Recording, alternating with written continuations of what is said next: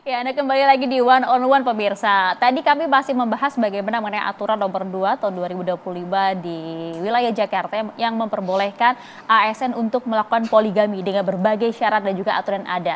Pak Kiai tadi menyebutkan bahwa sebenarnya dalam agama pun ini tidak ada yang dilanggar, sudah sesuai dengan kaidah yang diatur dan juga bagaimana kemudian peran-peran dari pemerintah untuk melindungi keluarganya. Tapi begini Pak, ada pula kemudian yang menganggap bahwa Pergub ini dikhawatirkan membuka peluang lebih besar lagi bagi praktik-praktik poligami yang tidak sehat. Dalam hal ini kemudian tidak memikirkan dampak sosial dan juga melegalkan di mana para suami mungkin ya yang kemudian yang tadinya kemudian tidak diperbolehkan oleh para istri justru diam-diam dan kemudian menggunakan aturan ini sebagai pegangan mereka. Bagaimana kemudian untuk menghindari hal ini? Tidak ada diskriminasi bagi kami para wanita. Ya.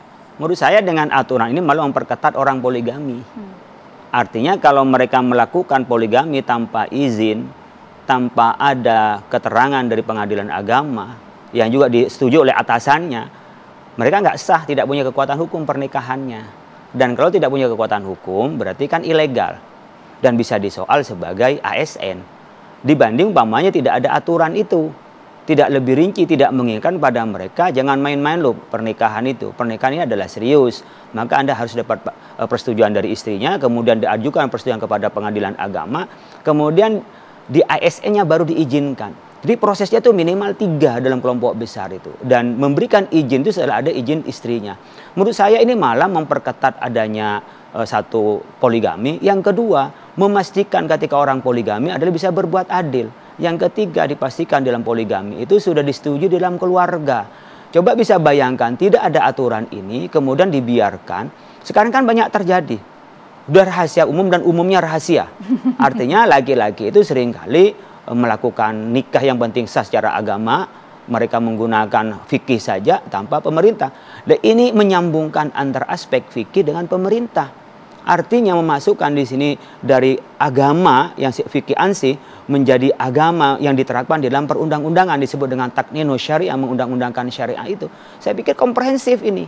Jadi kalau soal ini hanya tabu saja dibicarakan, sementara orang sudah banyak melaksanakan. Tetapi orang tidak diatur bagaimana kiranya berbuat adil itu. Jadi menurut saya nggak ada yang dilanggar. Tinggal bagaimana bisa konsisten menggunakan undang-undang ini. Iya, bagaimana konsisten itu? Karena khawatirnya kemudian disalahgunakan pakai oleh pria-pria di luar sana yang kemudian niatannya buruk atau bahkan kemudian memang bermain diam-diam di belakang istrinya. Diam-diam itu berarti dia nggak ngikuti undang-undang. Makanya dengan tidak adanya pergub, tidak ada undang-undang yang memperbolehkan poligami dengan izin, kemudian mereka melakukan di belakang, berarti kan dia melanggar hukum, nggak punya kekuatan hukum.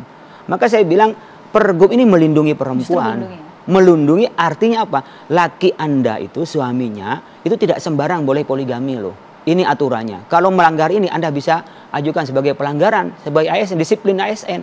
Tapi kalau nggak ada aturan, berarti kan nggak ada yang dilanggar. Mereka bisa diam-diam menikah, mereka tidak sepengetahuan istrinya. Yang bahaya dari pernikahan poligami adalah tanpa sepengetahuan istrinya.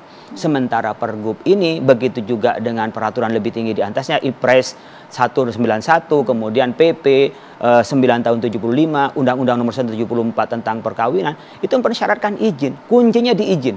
Kalau itu ada izin dari istrinya, izin dari pengadilan, kemudian izin dari atasan di birokrasi itu, di ASN itu, sekarang kan mereka legal, punya tanggung jawab. Kalau mau cerai dia harus ke pengadilan dan juga diatur di dalam undang-undang kita dibanding dengan orang yang diam-diam, apalagi selingkuh.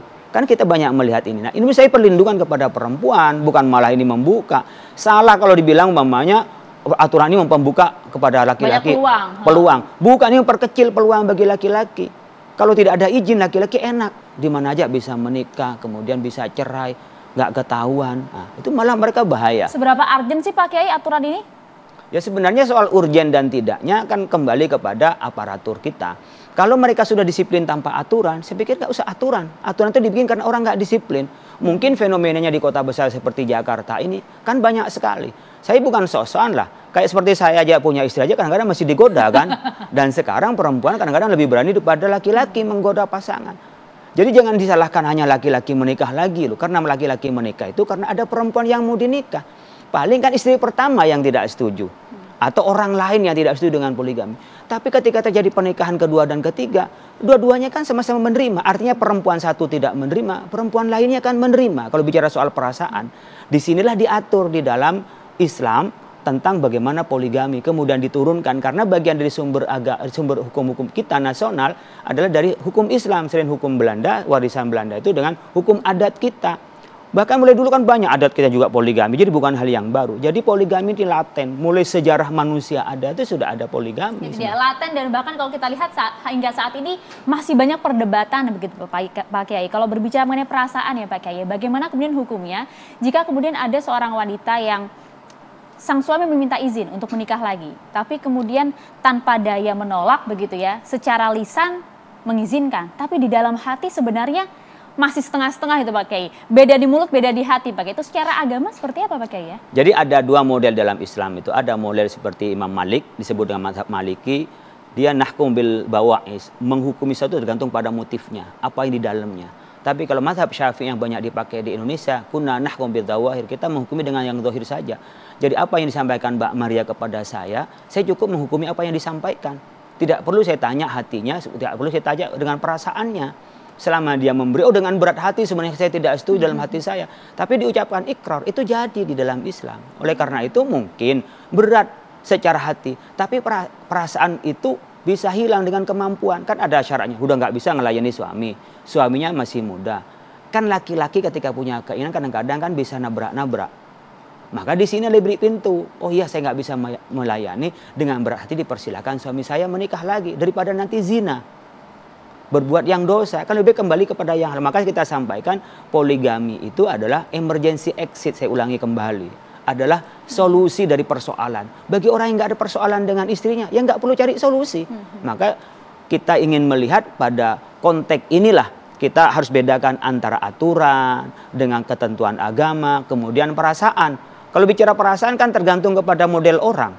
Sekarang kalau contoh sholat malam, bagi sebagian orang itu malas sholat malam, enakan tidur.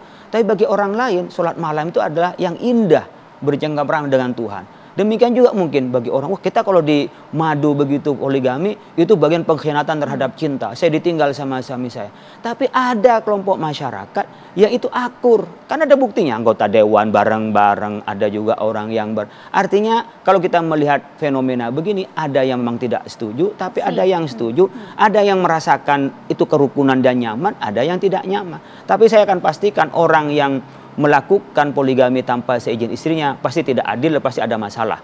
Tapi orang yang menikah dengan seizin istrinya itu kemungkinan besar itu bisa berbuat adil. Artinya secara prediksi ke depan lebih bisa berbuat adil. Tinggal bagaimana kita melakukan literasi kepada masyarakat. Jangan kamu lakukan poligami loh kecuali karena darurat, tanpa izin kepada istrinya.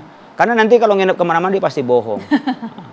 Ya pasti ada masalah di sana. Pasti. Itu dia. Itu perkara syarat izin Mbak Kiai. Tapi kalau kita kemudian membedah lagi bagaimana aturan ini, di dalamnya kan juga ada syarat di Pergub yang dinilai kemudian mengobjektifikasi perempuan, di mana istri tidak dapat menjalankan kewajibannya, atau kemudian istri mendapatkan cacat badan atau penyakit yang tidak dapat disembuhkan, ataupun juga istri yang tidak melahirkan keturunan setelah 10 tahun perkawinan. Ini kemudian dianggap diskriminasi bagi perempuan, objektifikasi bagi perempuan Pak Kiai. Bagaimana kemudian Islam melihat itu? Ya kan juga perempuan di Islam juga itu kan bagi laki-laki yang poligami, bukan sedang bicara perempuan yang mau minta cerai. Jadi laki-laki bisa saja kepada istrinya, oh ini sudah nggak bisa melayani, sementara saya punya kebutuhan dong, saya izin baik-baik. Oh kemudian dia punya penyakit yang tak bisa disembuhkan, sudah nggak bisa melayani. Nggak bisa sabar dulu gitu Pak, kan katanya cinta gitu Pak Kiai. Sebagai seorang wanita kok nampaknya susah untuk dimadu, yang katanya di awal sehidup semati gitu. Ada yang kuat. Kata-kata itu Pak Kiai, aduh. Ada yang kuat. Teman saya juga begitu, istrinya dia nggak menikah lagi, sampai meninggal baru dia menikah. Birokrat di DKI. Saya tidak mau nyebut. Birokrat yang sudah tinggi pangkatnya, istrinya sakit, dia layani selama 12 tahun. Dan tidak menikah lagi, dia tidak bisa melayani istrinya. Dia nggak menikah. Kemudian setelah meninggal, baru dia menikah lagi. Gitu. Ada yang kuat, tapi kan itu peraturan memberikan orang yang nggak kuat, kan nggak semua orang sama. Jadi kalau yang nggak kuat, inilah emergency exitnya. Tapi kalau Anda kuat menerima dengan seperti itu dengan istrinya, ya monggo, nggak usah minta izin gitu. Ada teman saya itu karena istrinya sakit sampai sebulan mengizinkan suami, kalau Anda mau nikah lagi silahkan Mas.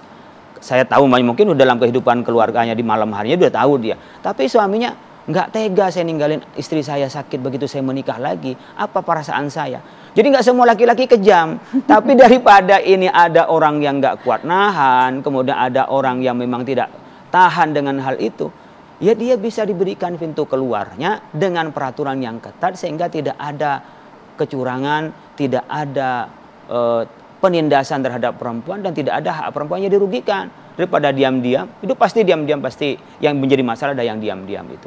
Ya itu dia, kenapa kemudian harus ada pintu bagi orang-orang yang segelintir orang-orang yang kemudian tidak kuat menahan ini Pak Kiai. Itulah. Atau kemudian ad-daruratu tubihul mahdhurah. Di dalam Islam itu ada pada kondisi tertentu Allah akan berikan emergency exit. Kita saja ini nggak boleh makan bangkai. Ini tapi dalam keadaan kita ini mati kalau nggak makan bangkai, itu diperbolehkan seperlunya. Ada suatu saat ada orang yang nggak kuat, Allah memberikan jalannya. Makanya Anda harus adil. Kalau nggak, ya tahan aja, jangan nikah lagi kalau nggak bisa adil gitu. Jadi ada hajat fi makanatid darurah, ada hajat, tapi hampir sampai darurat. Nah, bagi orang yang hiper, bagi orang yang punya keperluan tertentu, apakah akan dibiarkan dia sengsara? Makanya di Islam itu cerai itu boleh, tapi abghadul halal indallahi at-talaq. Tapi yang paling dibenci oleh Allah adalah perceraian. Tapi Allah nggak menginginkan perceraian. Kita tahu perceraian sakit, anak juga bisa jadi korban. Tetapi apakah akan dibiarkan orang yang tak mungkin hidup harmonis? Maka pilihan cerai. Demikian juga orang yang satu sudah istri nggak bisa melayaninya, kemudian ada keperluan dia, izin baik-baik. Salahnya di mana? Jadi ada orang tertentu yang memang berbeda dibandingkan kondisi yang lain. Kalau siap dia nungguin, siap bersama-sama, banyak terbukti begitu. Gak semua laki-laki. Lanjut Pak Kiainya ya, gitu ya. Oke, ini menarik untuk kemudian diperbincangkan. Belum lagi kalau kita lihat sebenarnya dari segi aturan ini tujuannya adalah untuk menjaga masyarakat, menjaga keluarga dari para ASN ini yang mungkin tadi kalau sudah pakai jelaskan menghindari mudarat seperti itu sebenarnya Pak Kiai. Tapi bagaimana kemudian para wanita ini Pak Kiai untuk kemudian diyakinkan kembali bahwa ini tujuannya adalah untuk menjaga kehormatan dari wanita itu sendiri Pak Kiai. Tapi jawabin nanti, usai jeda. Sesaat lagi tetap bersama kami di One on One.